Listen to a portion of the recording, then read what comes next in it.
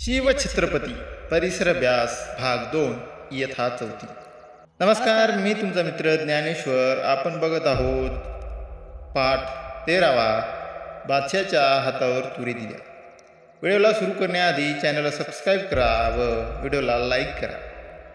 चला तर सुरू करूया.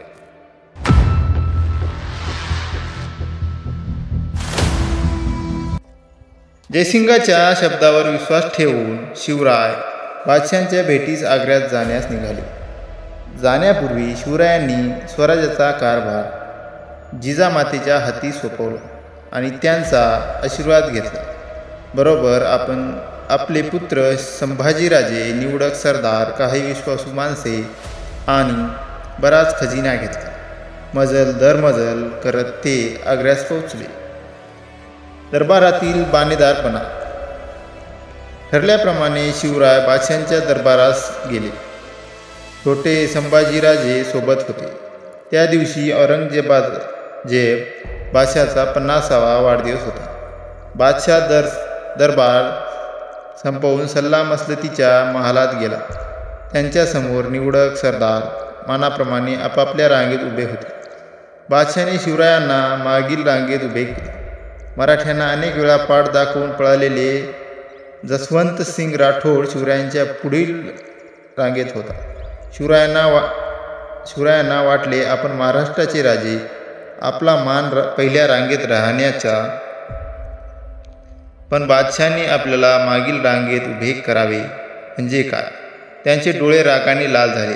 हा अपमान त्यांना सहन झाला नाही. रागाने शिवराय महालाबाहेर पडले. ते तडक आपल्या मुक्कामावर गेले. यापुढे बादशांचे तोंड पाहायचे नाही असे त्यांनी ठरवले. भेटीचा बेत असा बिनसला.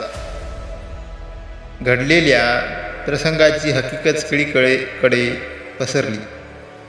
कळा येऊ लागल्या. बादशांची दगलबाजी. औरंगजेबाने शिवरायांच्या मुक्कामाचा ठिकाणाभोवती शिपायांचा पहारा बसवला. शिवराय आणि संभाजीराजे बादशांच्या कैदेत पडले. शिवरायांनी ओळखले की बादशाने आपल्याला दगलबाजी केली आहे.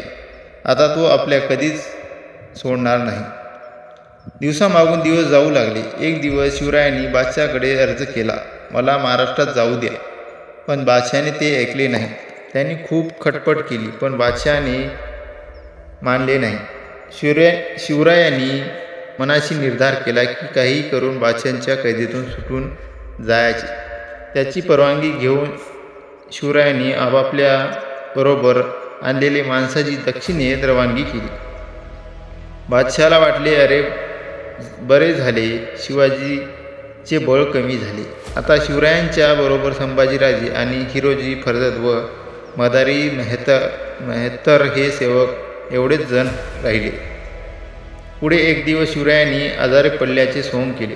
सोंगच ते त्यांच्या पोटात भयंकर कळा येऊ लागल्या. हकीम वैद्य आले. औषधापाणी सुरू झाले. आजार बरा व्हावा म्हणून शिवरायांनी साधू व मौलवी यांना मिठाईचे पेटारे पाठवण्यास सुरुवात केली. पेठाऱ्यातून पसार झाले पहारेकरी. मिठाईचे पेटार उघडून पाहत, पण पुढे ते कंटाळले व पेटारे उघडून पाहिनासे झाले. रोज काय पाहावे असे त्यांना वाटले. एके दिवशी सायंकाळी शिवरायांनी हिरोजीला आपल्या जागी झोपवले. मदारीत त्यांचे पाय चपत बसले.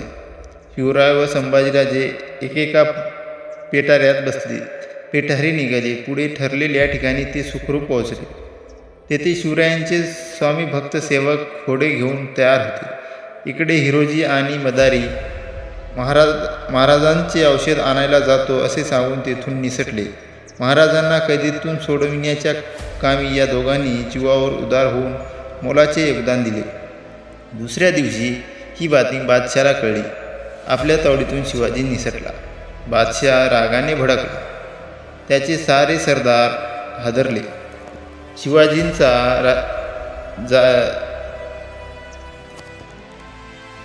शिवाजीचा जारीने तपास लावण्यासाठी बादशहाने सगळीकडे हेर पाठवले. पण व्यर्थ. बादशांच्या कैदेतून मराठ्याचा सिंह निसटला तो कायमचाच. वेषांतर करून शत्रूला धुंकाडी देत देत शिवराय आपल्या मुलखाकडे निघाले.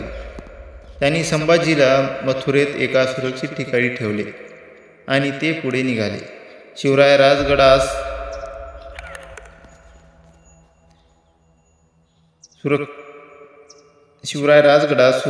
सुखरूप आलेले पाहून जिजामातेला धन्य वाटले. पुढे 2 महिन्यांनी संभाजीराजे सुखरूप राजगडास येऊन पोहोचले. अशा प्रकारे मोठ्या युक्तीने बादशांच्या हातावर तुरी देऊन शिवराय आपली सुटका करून घेतली. ही घटना सन 1666 मध्ये घडली.